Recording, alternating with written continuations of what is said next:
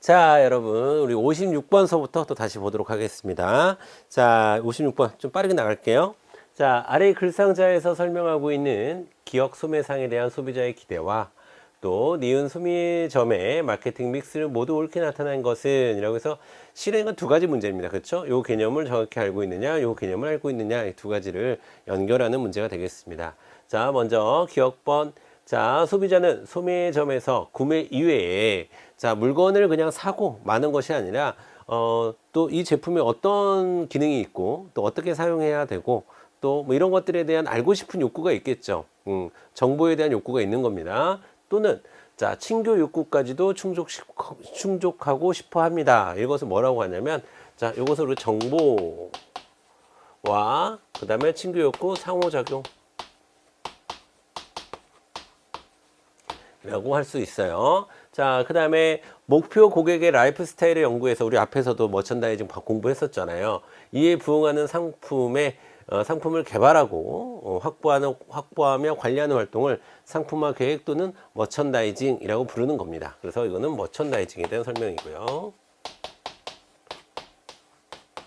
자, 그러면 정답은 몇 번으로 가셔야 되겠어요? 정확히 3번으로 가주시면 되겠죠. 어렵지 않은 문제였습니다. 자, 그 다음에 57번으로 가보도록 하겠습니다. 자, 아래 글상자의 내용 중에서 협동광고, 협동광고가 시험에 나왔네요.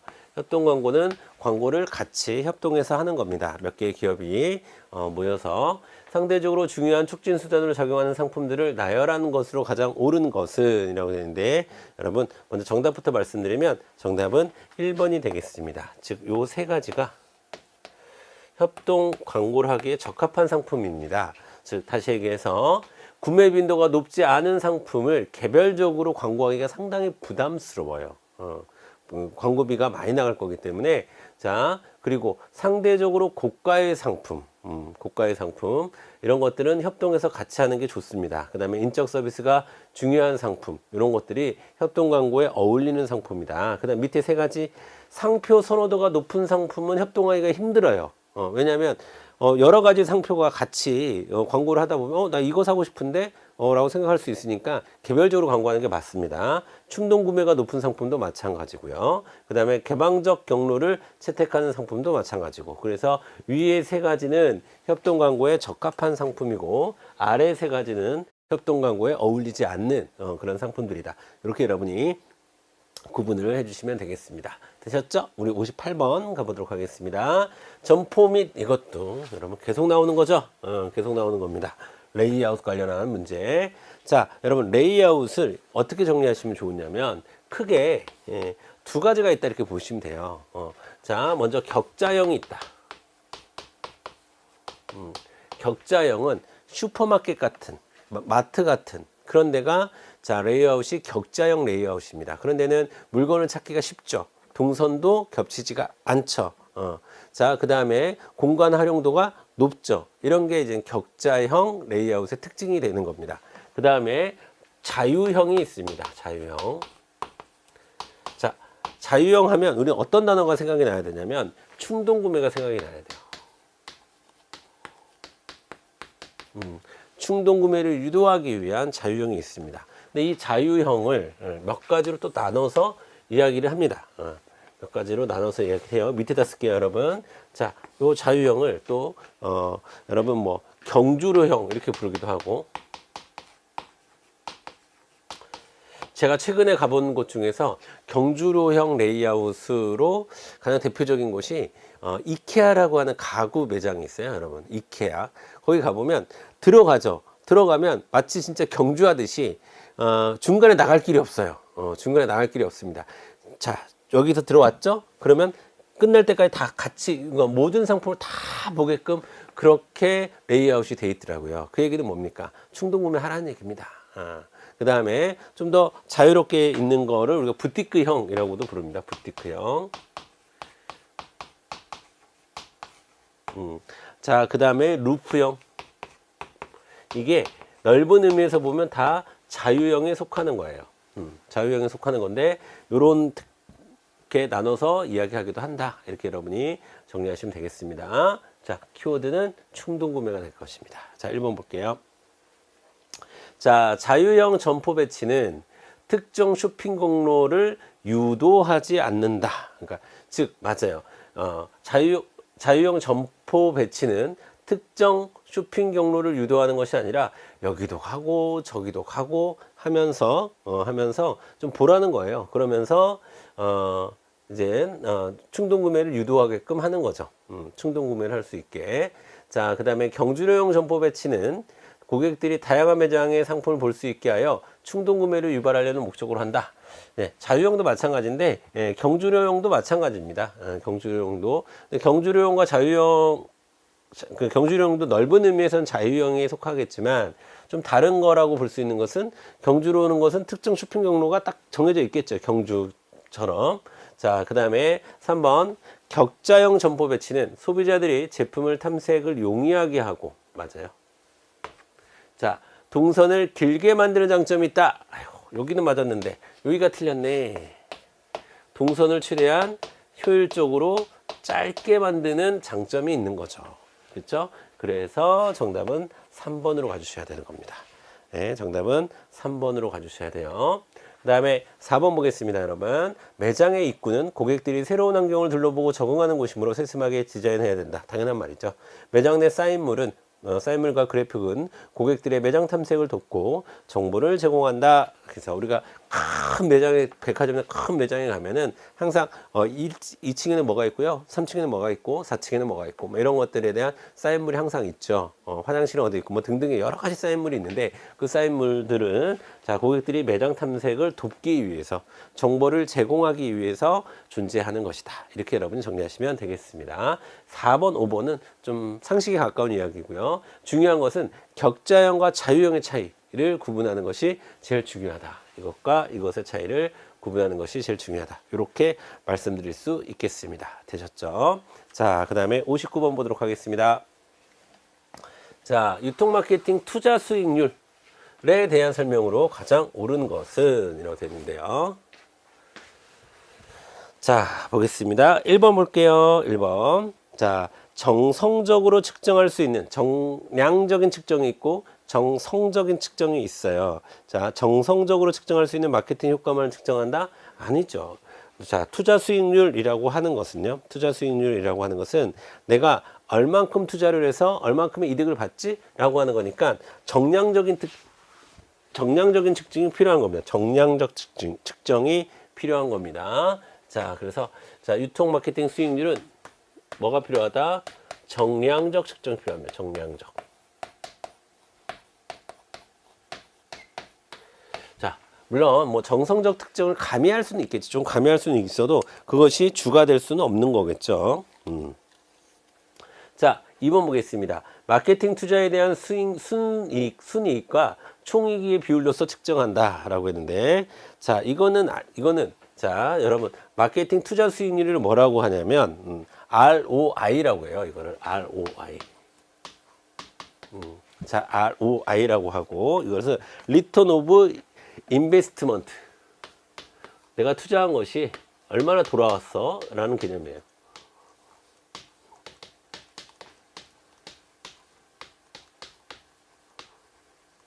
자, 요 개념이거든요. 요 개념이고, 자, 여러분 순이익과 총이익의 비율로 계산하는 것은 총자산 수익률이라는 게 있어요. ROA라고 얘기하죠. ROA. 자, 그래서 이거는 뭐의 약자냐면 Return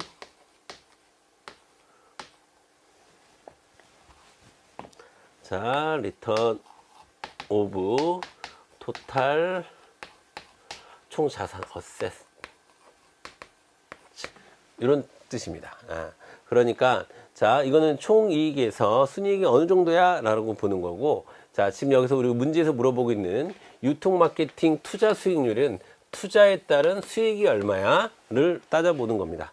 자, 그래서 3번 보겠습니다. 마케팅 활동에 대한 투자에서 발생하는 이익을 측정한다. 정답이죠. 정답입니다. 뭐 어떤 글자가 보여야 돼요? 투자, 이익. 내가 얼마를 투자했는데 얼마만큼의 이득을 받지? 이겁니다. 당연히 정량적 측정을 해야 되겠죠. 자, 그래서 보통은 자, 총 비용 대비 이익, 특히 영업이익 이렇게 구합니다. 이렇게 구해요. 자, 정답은 3번이 되겠고요. 정답은 3번이 되겠습니다. 4번 보겠습니다. 고객의 획득과 유지 등 마케팅 고객 관련 효과를 고려하지 않는다. 당연히 고려해야죠. 왜 고려하지 않습니까? 그 다음에 판매액, 시장 점유율 등 마케팅 성과의 표준 측정치를 이용해 평가할 수 있습니다. 이렇게 여러분 정리하시면 돼요. 자, 어쨌든 정답은 3번이다. 유통 마케팅 투자 수익률이니까 투자와 수익, 투자나 수익이나 이익이나 똑같은 말이잖아요. 그러니까 투자와 이익을 키워드로 찾아서 여러분이 보시면 되겠습니다. 되셨죠? 그 다음에 60번 가겠습니다. 60번. 자, 마케팅 커뮤니케이션 수단에 대한 설명으로 옳지 않은 것은 이라고 되어 있는데요. 자, 보겠습니다. 자, 1번 볼게요. 자, 신뢰성이 높은 매체를 통한 홍보가 나왔는데, 여러분 이 문제의 핵심은 홍보와 광고의 차이를 알아야 된다는 거예요. 홍보와 광고.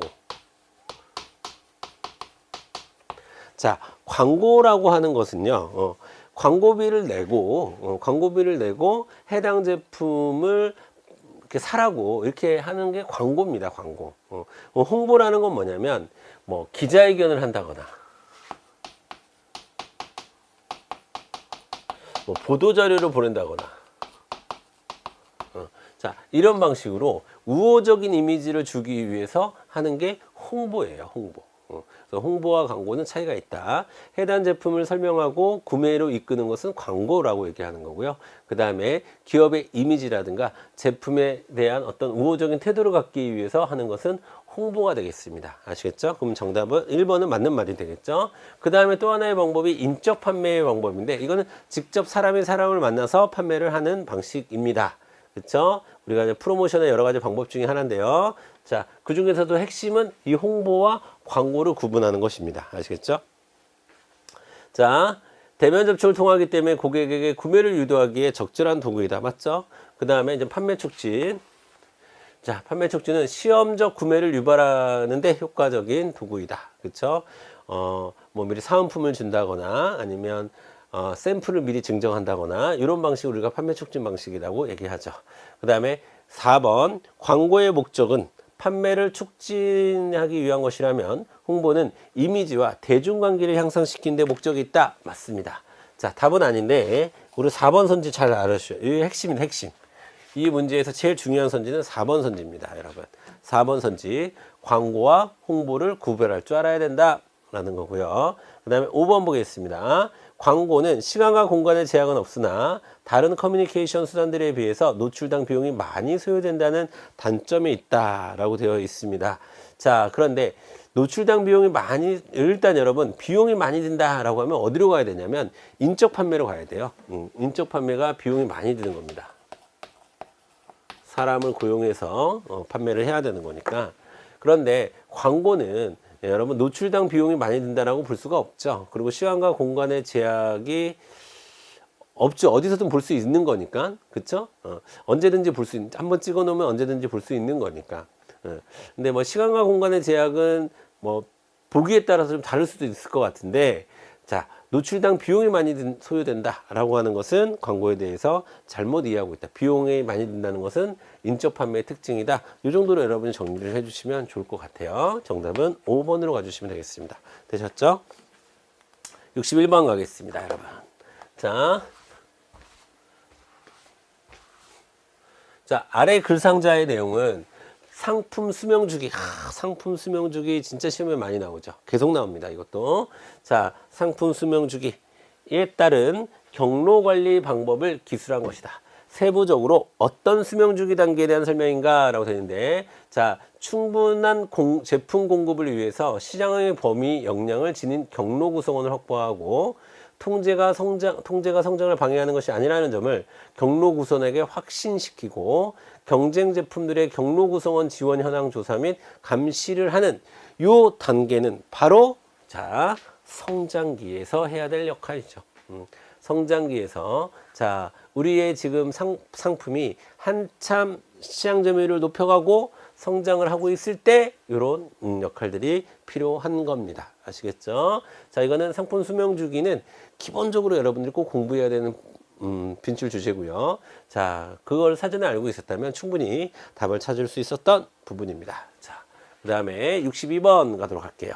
자, 편의점에서 PB 상품을 만든대요. 자, PB 상품, 자, 프라이빗 브랜드라는 뜻인데 보통 우리가 뭐라고 얘기하냐면 유통업자들이 직접 만드는 브랜드라고 해서 유통업자 브랜드라고도 부르죠.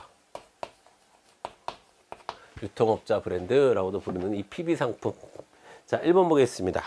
자, 편의점은 대형마트나 슈퍼마켓보다 비싸다는 점포 이미지를 개선시키기 위해서, 그쵸? 그래서 PB 상품을 아주 싸게 만듭니다. PB 상품을 만들면 유통비용이 적게 들기 때문에 좀 저가로 판매를 할 수가 있거든요. 자, 제작하고 판매할 수 있습니다. 그래서 정답 1번은 맞는 말이고요. 2번 보겠습니다. 자, 제조업자 브랜드인 NB. 자, PB 상품이 NB 상품에 비해 점포 차별화에 훨씬 더 유리합니다. 맞아요. 자, 예를 들어서 편의점 중에 하나 한번 얘기해 볼까요? 세븐일레븐에서만 파는 과자가 있어요. 세븐일레븐에서만 파는 휴지가 있습니다. 그러면 그거 살려면 세븐일레븐 가야겠네. 점포 차별화에 굉장히 유리한 전략이 바로 유통업자 브랜드를 만드는 것입니다. 그쵸? 뭐 큰 마트들도 다 갖고 있어요. 편의점뿐만 아니라. 문제는 편의점에 국한돼서 나왔으니까 편의점을 중심으로 설명을 드리는 거고요. 그 다음에 3번 보겠습니다. 소량 구매 생필품 중심으로 PB 상품을 개발하여 매출을 높일 수 있습니다. 제가 휴지, 과자 뭐 이런 것들 얘기했었죠. 자, 그 다음에 맞는 말입니다. 4번 볼게요. PB 상품이 중소 제조업체를 통해 납품될 경우 NB 상품을 공급하는 대형 제조업체에 비해서 계약 조건이 상대적으로 유리할 수 있습니다. 즉 갑질을 안 한다는 거죠. 그렇죠? 자, 그 다음에 5번 보겠습니다. 5번 NB 상품보다 수익률은 낮지만 가격에 민감한 소비자들 욕구에 부응할 수 있다라고 했는데 뭐가 틀렸을까요? 가격에 민감한 소비자 욕구에 부응할 수 있다. 이건 맞아요. 뭐가 틀렸어요? 앞이 틀렸습니다. 수익률이 당연히 높죠. 자, 그렇지 않겠습니까? 본인들이 직접 유통 경로를 줄여서 자, 수익률이 높습니다. 줄일 수 있기 때문에 뭐를 제거할 수 있어요? 자, 유통 과정에서 발생하는 중간 마진을 제거할 수 있겠죠. 그러면 수익률은 당연히 올라가죠. 올라가죠. 5번이 틀렸네요. 5번이. 자, 5번이 틀렸습니다. 아시겠죠?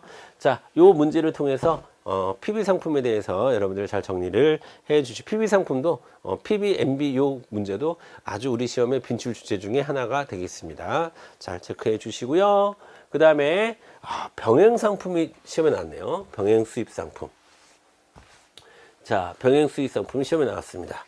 자, 병행 수입 상품이라고 하는 것은 여러분 기본적으로 자, 일단은 그러니까 자, 여러분 자, A라는 국가에서 B라는 국가로 물건이 B라는 국가에 수입이 될 때는 자, A 공급업체가 있을 거고 B 수입업체가 있을 겁니다. 지정한 수입업체가 있을 거예요.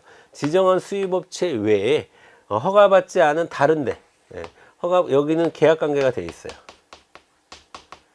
자, A와 B는 이제 수입 계약이 돼 있는데 허가받지 않은 B가 요 A의 상품을 판매하는 수입해서 판매하는 것을 우리가 병행 수입 상품이라고 얘기하는 겁니다. 예를 들면 나이키 같은 걸 예를 들 수 있어요. 나이키가 한국 나이키가 있잖아요. 그렇죠? 수입업체가 있습니다. 그러면 거기서만 파는 게 아니에요. 병행 수입 상품이라고 해서 다른 경로로도 수입이 돼서 팔 수 있게끔 해주는 겁니다. 그것을 우리가 병행 수입 상품이라고 얘기하는 거예요. 자, 1번 보겠습니다. 자, 상표 등 지적재산권 보호를 받는 상품이다 라고 했는데 지적재산권, 그러니까 진짜예요. 진짜 그 브랜드예요. 근데 다만 지정된 수입업체만 수입하는 게 아니라 그 외에서 수입할 때 우리가 병행 수입이라고 얘기하는 겁니다. 즉 상표 등 지적재산권의 보호는 당연히 받습니다. 됐죠? 2번 보겠습니다. 그래서 미국에서는 이게 확실하지 않다라고 해서 자, 회색 마켓, 회색 시장이라고 부르기도 합니다. 세 번째, 제조업자나 독점 수입업자의 동의 없이 이게 핵심이에요, 이게. 3번이. 자, 3번이 병행 수입 상품의 개념입니다, 개념. 당연히 그러면 3번도 맞는 선지가 되겠죠. 오케이? 자, 4번 보겠습니다. 외국에서 적법하게 생산되었기 때문에 위조 상품은 아니에요. 위조 상품은 아니에요. 위조 상품이라는 것은 수입한 게 아니라 뭐 브랜드를 짜가지고 비스무리, 옛날엔 그런 게 진짜 많았거든요. 비스무리하게 만드는 거죠. 그래서 뭐 나이키를 얘기했으니까 뭐 나이키랑 상품 비슷하게 해가지고 뭐 나이스 뭐 이런 것도 있고 그랬었어요, 옛날에는. 자, 그 다음에 5번 보겠습니다. 수입업자들은 동일한 병행 상품에 대해 서로 다른 상표를 붙인다? 사용해야 된다? 아니죠. 같은 상표를 사용합니다. 같은 상품을 사용해요. 다만 자, 지정된 독점 수입업자의 동의가 없다 뿐인 거지. 없다 뿐인 거지. 병행사 수입 상품을 예전에는 이걸 막았어요. 막았는데 최근에는 막지 않습니다. 병행 수입 상품을 인정하고 있어요. 법적으로도 인정하고 있습니다. 자, 그래서 정답은 5번이 되겠습니다. 다른 상표면 다른 브랜드면 누가 사겠습니까? 그쵸? 자, 정답은 4번, 5번 끝에 5번으로 가주시면 되겠고요. 그 다음에 64번. 자, 옴니채널. 자, 옴니채널은 제가 아까 수업 시작하면서 말씀드렸습니다. 이거 유통정보에서 또 나온다고. 자, 그러니까 그만큼 중요한 개념이겠죠. 자, 옴니라는 것은요, 영어 접두사로서 여기저기에 다수의 뭐 멀티의 느낌을 갖는 그런 영어 접두사입니다. 자, 뭐 영어 시간은 아니지만 여러분이 옴니를 좀 잘 이해하기 위해서 자, 옴니 프리젠트라는 단어가 있어요.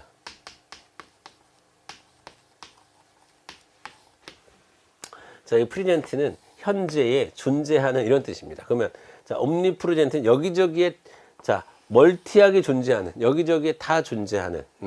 그래서 이것은 뭐 광범위한 이런 뜻을 가져요.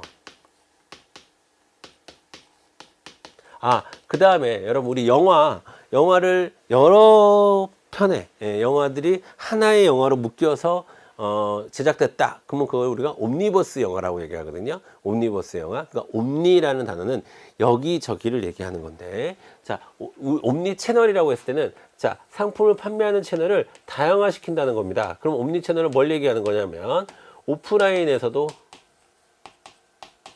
오프라인 매장도 가지고 있고 또 오프라인 매장과 뭐가 연결되어 있냐면 온라인 매장이 연결되어 있는 거예요. 그래서 예를 들면 뭐 오프라인에서 보고 온라인으로 구매를 한다거나, 그렇죠? 아니면 온라인에서 보고 온라인 매장에서 주문을 넣고 뭐 오프라인 매장에서 찾아간다거나 뭐 이런 식의 오프라인과 온라인을 넘나드는 다양하게 채널을 갖는 그런 것을 우리가 옴니 채널이라고 얘기하는 거예요. 아시겠죠? 중요한 개념입니다. 자, 1번 보겠습니다. 자, 1번 볼게요. 자, 세분 시장별로 서로 다른 경로를 통해 쇼핑할 수 있게 한다. 그러니까 세분 시장이란 개념이 틀린 거죠. 세분 시장이 아니라 그냥 하나의 시장인데 자, 서로 다른 경로를 갖는 거죠. 두 번째, 동일한 소비자가 점포, 온라인, 모바일. 자, 여기를 다 온라인이라고 볼 수 있죠. 점포는 오프라고 볼 수 있고요. 그래서 다양한 경로를 통해서 쇼핑할 수 있게 한다. 자, 정답은 2번이 되겠습니다. 2번. 시장을 세분화하겠다는 것이 아니라 하나의 매장에서 온라인 매장도 갖고 있고 오프라인 매장도 갖고 있다라는 겁니다. 아시겠죠? 그래서 뭐 온라인으로 사도 돼요. 오프라인으로 사셔도 됩니다. 아니면 두 개 연계해서 구매 방식을 취하셔도 됩니다. 물건 뭐 아이쇼핑은 오프라인에서 하시고요. 뭐 구매는 온라인에서 하세요. 뭐 이렇게 왔다 갔다 서로 상호 보완적인 역할을 하는 것을 옴니 채널이라고 얘기하는 거예요. 아시겠죠? 자, 3번 가겠습니다. 인터넷만 아니라니까. 옴니 채널은 여기저기 다. 4번, 고객에게 미리 배포한 카탈로그를 통해서 직접 주문을 받는 소매업이다. 뭐 그렇진 않아요. 자, 그 다음에 인포머셜이나 홈쇼핑 채널 등 주로 TV를 활용하는 거 아닙니다. 옴니 채널은 온라인과 오프라인을 활용하는 것을 얘기하는 거예요. 되시겠죠? 자, 그 다음에 POP 보도록 하겠습니다. 이것도 엄청나게 많이 나오는 주제입니다. POP. 자, POP는 자, 구매 시점 광고라고 하는 거예요. 구매 시점 광고. 자, 그래서 1번 보겠습니다. 1번. 자, 구매하는 장소에서 이루어지는 광고. 맞아요? 판매 촉진 활동에 대한 효과 측정이 용이하다라고 했는데, 자, 여기까지 맞았는데 여기서 틀렸네요. 자, 판매 촉진 활동에 대한 효과를 측정하는 데 있어서 자, 여러분 POP는 보통 보조수단으로 사용됩니다. 보조수단. 아, 나 이거 사야겠네. 아, 살까 말까? 이 정도 갖고 있다가 자, POP 구매 가능 시점에서 구매 시점에서 광고를 보고 아, 사야겠다라는 마음을 가질 수 있는 거 아니겠습니까? 자, 그렇기 때문에 POP만으로서 판매 촉진이 이루어졌다라고 평가하기가 좀 힘들어요. 이건 여러 가지가 결합되어 있어 판매가 촉진되는 거기 때문에 판매라는 것이 이루어지는 거기 때문에 그 중에 뭐 마지막 단계에서 POP가 자기 역할을 하는 것 뿐이지 그러니까 POP로 인해서 판매가 어느 정도 됐다라고 측정하기는 그 효과를 측정하기는 쉽지 않다 이렇게 보셔야 되는 겁니다. 아시겠죠? 그러니까 측정이 어렵습니다. 측정은 어렵다 이렇게 보셔야 돼요. 그래서 1번이 정답이겠네요. 옳지 않은 거 찾는 거니까요. 자, 2번 보겠습니다. 자, 스토어 트래픽을 창출해서 여러분 스토어 트래픽이라고 하는 건 뭐냐면 점포 내에서 고객이 어떻게 흘러가고 어떻게 이동하는가 점포 내에 고객의 흐름과 이동을 우리가 스토어 트래픽이라고 하는 거야. 트래픽이 교통이잖아요. 교통. 그래서 점포 내 교통을 얘기하는 거예요. 자, 그렇게 스토어 트래픽을 창출하고 맞아요. POP가 소비자의 관심을 끄는 역할을 한다. 맞습니다. 3번 저렴한 편의품을 계산대 주변에 진열해 놓는 것까지도 우리는 POP라고 봅니다. 그래서 자, 우리가 이제 계산하기 직전에 뭐 껌을 산다거나 앞에 초콜릿을 산다거나 그런 건 다 계산대 옆에 있죠. 면도기 같은 것도 계산대 옆에 있고. 자, 그 다음에 판매원을 돕고 판매점의 장식 효과를 가져다 주는 역할도 POP가 할 수 있습니다. 5번 충동적인 구매가 이루어지는 제품의 경우에는 더욱 강력한 소구수단. 소구라는 것은 사게끔 만드는 구매를 불러일으키는 이런 뜻이에요. 자, 그러니까 충동적인 구매가 이루어지는 제품의 경우에는 더욱더 강력한 힘을 갖겠죠. 뭐가요? POP가요. 되셨죠? 이렇게 정리하시면 되겠습니다. 정답은 1번으로 가주시면 되겠고 66번 보도록 하겠습니다. 자, 공산품 유통과 비교한 농산물 유통의 특징으로서 가장 옳지 않은 것이라고 되어 있네요. 자, 보겠습니다. 일단 보관시설 등이 갖춰지지 않은 경우 작황에 따른 가격 등락폭이 심하게 나타납니다. 농산물은. 그래서 정부에서 나서서 정부가 개입해야 되죠. 시장이 실패하면 정부가 개입해야 됩니다. 정부가 개입해서 농산물 가격을 유지하기 위해서 농산물 정부가 대량 구매를 해준다거나 뭐 이런 방식을 취하죠. 자, 그래서 농산물 가격 안정화 정책을 정부가 실시하는 겁니다. 이런 문제 때문에 가격 등락폭이 커서 2번 보겠습니다. 보관 및 배송 등에 소요되는 유통비용이 상대적으로 더 크죠. 농산물은 싱싱함을 유지해야 되니까 그렇겠죠. 3번 보겠습니다. 그렇죠? 자, 부피하기 쉽죠. 적절한 보관과 신속한 배송이 훨씬 더 중요하겠죠. 크기, 품질, 무게 등에 따라서 표준화하고 등급하기가 어렵습니다. 왜냐하면 자, 귤을 한번 예를 들어볼까요, 여러분? 자, 귤이 크기가 똑같다고 맛이 똑같습니까? 아니죠. 그래서 이걸 표준화하기가 상당히 어려워요. 상당히 어렵습니다. 아니면 어떤 지역에서 난 딸기는 다 맛있습니까? 그렇지도 않을 수 있죠. 그렇죠? 그래서 표준화하기가 상당히 어렵습니다. 등급화하기도 상당히 어렵다. 물론 시도는 하고는 있으나 힘들어요. 공산품처럼 딱딱딱 짜여져서 만든 게 아니기 때문에 5번 보겠습니다. 자, 가격 변동이나 소득 변동에 따른 수요 변화가 더 탄력적이다라고 했는데 아니죠. 자, 비탄력적입니다. 자, 여러분, 농산물은 수요도, 공급도 모두 비탄력적이에요.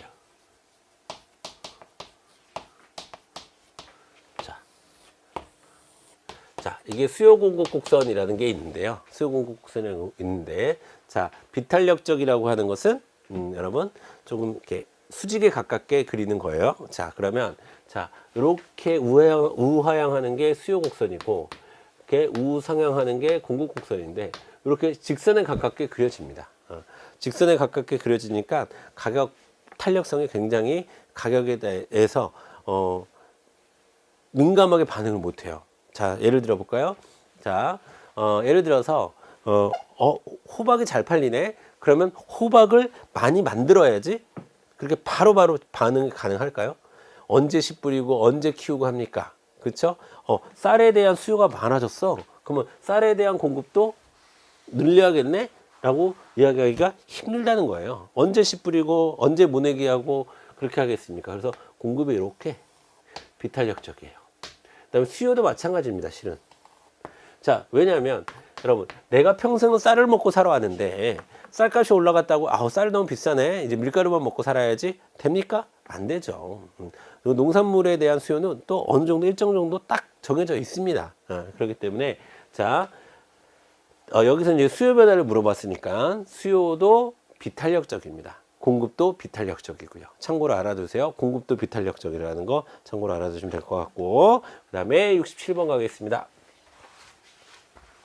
자, 상품의 진열 방식 중에서 여러분, 상품의 진열 방식 중에서 상품들의 가격이 저렴할 것이라는 기대를 갖게 하는데 가장 효과적인 진열 방식이 뭐냐라고 얘기하는데, 그거를 우리는 적재 진열, 막 쌓아두는 거 있죠.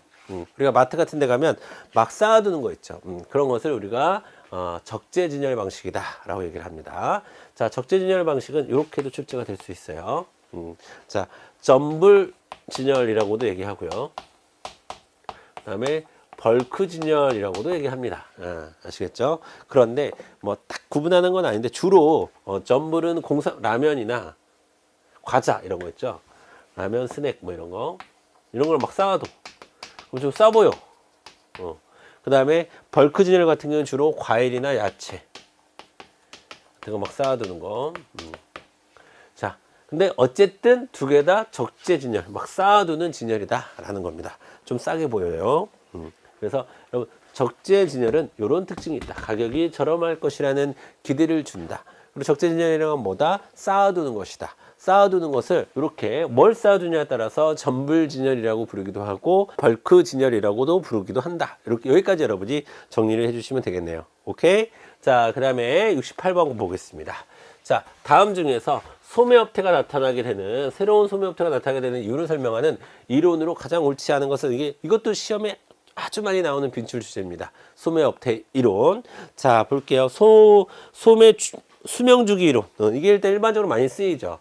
자, 1번 수명주기 이론은 자, 도입기, 성장기, 그 다음에 자, 성장기, 성숙기, 쇠퇴기 등등의 이런 수명 주기를 갖는다라는 얘기고요. 그 다음에 두 번째 수레바퀴 이론 같은 경우에는 또 비슷해요. 근데 수레바퀴 이론은 이렇게 그림으로 좀 설명을 하는 거죠.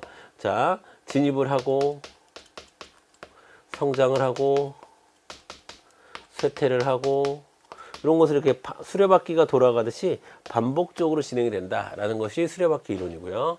자, 세 번째 아코디온 이론은 뭐냐면, 소매 아코디온 이론은 여러분, 이거는 시험에 굉장히 자주 나오는 거니까 시험에 일단 정답은 여러분 4번이에요. 4번인데 지금 4번이 정답이라는 걸 아는 것보다 소매 수명주기 이론과 수레바퀴 이론과 소매 아코디온 이론과 변증법적 이론이 뭘 얘기하는 건지를 알아두는 것이 중요합니다. 아시겠죠? 자, 이거는 좁혔다가, 아코디온이라는 게 좁혔다가 넓혔다가 하면서 소리를 내는 거잖아요. 예를 들면 이런 거예요. 김밥을 예를 들게요. 김밥집을 했어요. 김밥만 파는 거예요. 그러다가 확장합니다. 분식집으로. 다시 김밥집으로 됩니다. 다시 분식집으로 확장해요. 이런 식으로 소매 업태가 변화를 한다라는 것이 아코디온 이론이에요. 자, 집중했다가 넓혔다가, 집중했다가 넓혔다가 이런 식으로 하는 게. 그 다음에 자, 변증법적 이론이라는 것은 이런 겁니다. 변증법이라는 게 정, 반, 합 이 구조를 갖는 거잖아요. 그럼 예를 들어서 설명하면, 자, 할인점이 있었어요. 백화점이 있었어요. 자, 이것을 합쳐서 할인 백화점을 만든다. 자, 이런 식으로 변화한다라고 하는 것이 여러분 변증법적 이론이 되겠습니다. 아시겠죠? 여러분, 참고로 소매 인력 이론이라고 하는 것은 자, 이렇게 끌어당긴다라는 거거든요. 이거는 부동산에서 자주 쓰는 개념인데, 소매 인력 이론이라고 하는 것은 만약에 A라는 지역이 있어요. 자, A라는 지역이 있다. 그 다음에 B라는 지역이 있다. 그러면 이 A라는 지역의 소비자들을 끌어당기고 B라는 지역의 소비자들을 끌어당겨서 여기 즈음에 상권이 형성된다. 상권 형성과 관련한 이론이에요. 그럴 때 소매 인력 이론이라는 표현을 씁니다. 뭐 소매 인력 모델이라는 표현을 쓰는데 이거는 소매업태의 수명주기 혹은 소매업태가 왜 나타나고 왜 사라지는지에 대한 설명을 하는 게 아니에요. 아시겠죠? 지역적 특징, 부동산에서 주로 쓰는 부동산 이론에서 주로 쓰는 그런 이론이다 라고 보시면 되겠습니다. 이것도 우리가 외우고 있었으면 쉽게 구별이 가능한 그런 문제였습니다. 근데 앞으로는 이렇게 단순한 문제보다는 자, 이렇게 수명주기가 뭐야? 수레바퀴가 뭐야? 아코디언이 뭐야? 변증법이 뭐야? 이런 것까지 우리가 알고 있어야 되는 겁니다. 아시겠죠? 좀 확장해서 정리를 해 주시고요. 그 다음에 69번 가겠습니다. 자, 매장 외관인 쇼윈도에 대한 설명 중 가장 옳지 않은 것은 이라고 되어 있는데, 자, 이것도 약간 좀 새로운 문제죠. 쇼윈도에 보통 이제 POP로 시험 문제가 나오거나 아니면 레이아웃으로 시험에 나오는데 쇼윈도만 단독으로 해서 문제가 좀 나왔어요. 자, 1번 보겠습니다. 매장 외관을 결정짓는 요소 중 하나라고 볼 수 있다라고 하는데, 그렇죠. 쇼윈도가 어떻게 생겼냐에 따라서 매장 외관이 크게 달라지죠. 두 번째, 돌출된 형태의 쇼윈도의 경우 소비자를 입구 쪽으로 유도하는 효과가 있다. 맞습니다. 그런 기능까지 쇼윈도가 한다. 지나가는 사람들의 시선을 끌어서 구매 욕구를 자극하는 효과가 당연하죠. 그게 쇼윈도의 본질적인 기능은 3번이죠. 그렇죠? 3번. 자, 4번. 설치 형태에 따라서 폐쇄형도 있을 수 있고요. 반개방형도 있을 수 있고, 개방형도 있을 수 있고, 섀도우 박스 형태도 있을 수 있다. 이렇게 4가지 정도 형태가 있을 수 있다. 이 정도 정리하시면 되겠고, 그 다음에 정답은 5번이겠네요. 그러면 제품을 진열하는 효과는 있으나, 이건 맞는 얘기죠. 자, 점포의 이미지를 표현할 수 없다. 이게 틀렸네. 점포의 이미지를 왜 표현할 수 없어요? 점포의 이미지를 표현할 수 있으니까 외관을 결정짓는 요소이고, 그 다음에 소비자를 유도하고 구매 욕구까지 자극하는 거 아니겠습니까? 그러니까 요 점포의 이미지를 표현할 수 없다라는 말은 요 위에 있는 말을 다 부정하는 말이에요. 그렇죠? 그러니까 자, 5번은 틀린 선지가 되겠습니다. 되셨습니까? 자, 그 다음에 유통마케팅 마지막 문제 70번 문제 같이 보도록 할게요. 자, 70번 문제. 자, 다음 중 모든 구매자들에게 단일한 가격을 책정하는 것이 아니라 개별 고객의 특징과 욕구 및 상황에 맞추어서 계속 가격을 조정하는 가격 전략은 뭐냐? 그러니까, 자, 가격이 움직이지 않는다. 그런 걸 우리가 정태적이라고 하죠. 움직이지 않는 거. 자, 움직이는 거 우리가 뭐라고 그럽니까? 동태적이라고 하는 거. 지금 뭐예요? 가격이 움직인다는 거야. 한번 정해놓고 안 움직이는 것이 아니라 상황에 따라서 고객의 욕구에 따라서 계속 움직인다는 거예요. 자, 그것을 우리가 뭐라고 얘기하냐면 동태적 가격 전략이다. 이렇게 얘기합니다. 동태적 가격 전략. 자, 다른 말로 탄력, 움직인다는 차원에서 탄력 가격 전략 라고 부르기도 합니다. 자, 혹은 탄력 가격 정책이라고도 부르는데 정답은 4번으로 가주시면 되겠습니다. 물론 여기서 1번, 2번, 3번, 5번도 중요합니다. 자, 특히 1번, 2번 중요합니다. 1번, 2번. 자, 초기 고가격, 초기 고가 전략이라고 하는데, 이게 스키밍 전략이라고도 하는데, 이건 뭐냐면, 초기에 고가 전략을 써요. 그래서 고가로 살 수 있는 사람, 그러니까 이 해당 제품에 대한 욕구가 있는 소비자부터 먼저 모읍니다. 고가로. 자, 그러면 많은 이득을 얻겠죠? 그리고 나서 이제 가격을 낮추는 방식을 우리가 초기 고가 전략이라고 하는 거고, 그다음에 2번 시장 침투 가격 전략은 뭐냐면 처음부터 그러니까 이걸 하나를 팔아서 많은 이득을 남기겠다 라는 기대가 있는 게 아니라 일단 시장 점유율을 높이겠다. 시장 자체를 우리 쪽으로 만들겠다 라고 해서 가격을 확 다운시킵니다. 처음 들어갈 때부터. 왜? 시장 자체를 침투하기 위해서. 그래서 새로운 업체가 만들어지면 자, 뭐 반값 세일 같은 거부터 먼저 치고 들어가거든요. 자, 얼마 전에 저희 동네에 마트가 3군데가 있었어요. 이렇게 3군데가. 자, 생고등어가 있었는데 마트 하나가 더 생겼어요. 근데 여기 생기자마자 50% 할인, 전 제품 50% 할인하더라고. 그러니까 사람들이 일단 일로 다 몰리죠. 자, 일로 몰려서 여기가 이제 어려워지죠. 그래서 요 마트 하나 없어졌어, 벌써. 그래서 여기가 시장 점유율을 확보를 했습니다. 그런 전략을 시장 침투 가격 전략이라고 하는 거예요. 그래서 1번과 2번을 구별하는 거 시험에 잘 나옵니다. 여러분, 자, 1번과 2번을 잘 구분하시면 되겠고, 세분 시장 전략은 뭐냐면 시장을 나눠 가지고 자, 각기 다른 가격 전략을 사용하는 것을 얘기하는 거고요. 그다음에 제품 라인에 따라서 가격을 바꾸는 것을 우리가 제품 라인 가격 전략이라고 하는데, 상대적으로 3번, 5번은 별로 중요하지 않고요. 1번, 2번이 굉장히 중요한 개념이다 라는 말씀 드리도록 하겠습니다. 되셨죠? 네. 자, 이렇게 해서 우리가 유통 마케팅 문제를 우리가 다 풀어봤습니다.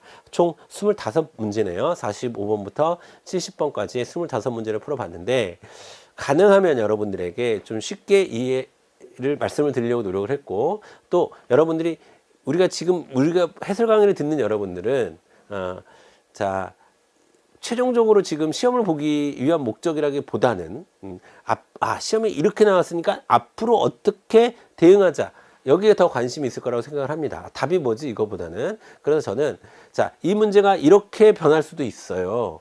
또 이거는 원체 중요한 거니까 여기서는 별로 중요하게 안 다뤘지만 앞으로는 중요하게 다뤄질 거예요. 그런 말씀까지 좀 드리려고 노력을 했습니다. 마찬가지로 유통 정보에서도 답이 뭐다, 이게 중요한 거, 물론 뭐 그것도 알려드리겠지만, 자, 뭐가 답이다 라기보다는 이 문제는 왜 구성이 됐고 또 어떻게 우리가 이런 문제들에 대해서 반응을 해야 되는지에 대해서 여러분들이 이제 새로운 전략을 짜는데 조금이라도 도움을 드리기 위해서 그렇게 설명을 또 해드리도록 하겠습니다. 자, 그러면 이번 유통 마케팅에 대해서 이 정도로 마치고요. 이제 바로 이어서 유통 정보에 대해서 또 여러분들에게 좀 도움을 드리는 시간을 갖도록 하겠습니다. 자, 다음 시간에 또 뵙도록 할게요.